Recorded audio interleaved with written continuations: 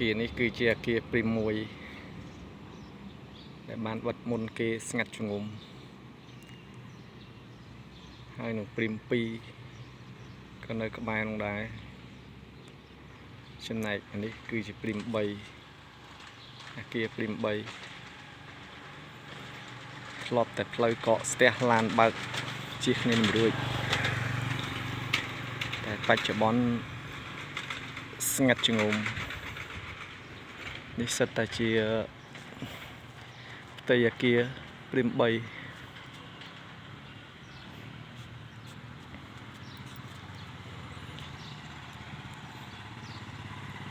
ហើយទៅមុខត្រង់ទៅឆ្ងាយទៀតមានច្រកចូលអគារព្រីម4និងព្រីម5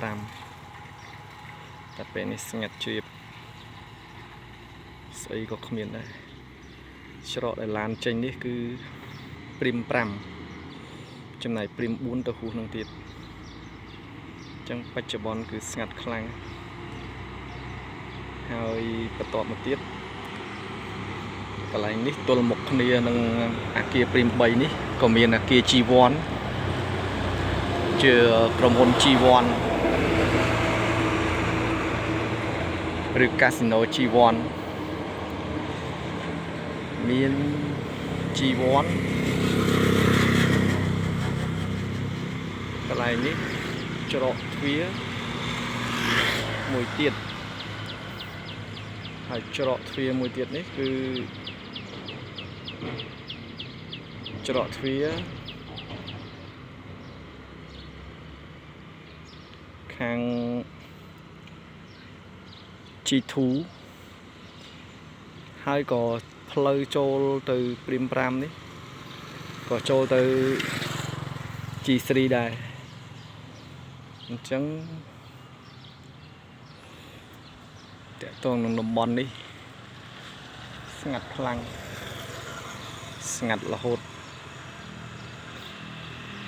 ស្មានមិនដល់អ្នកដែលធ្លាប់ស្គាល់អគារព្រីម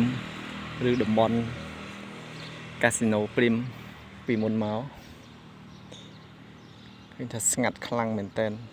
សូម្បីតែអ្នកលក់កន្លែងនេះគឺម៉ាតធំមួយពេលនេះរត់តឡានមួយចតពីមុខគ្មានធ្លាប់តែស្ទះគ្មានកន្លែងចតឡានមុខផ្លូវដើរមិនរួចជៀសគ្នាមិនបានឥឡូវស្អីក៏គ្មានដែរសេដ្ឋកិច្ចជាប់គាំងមិនថា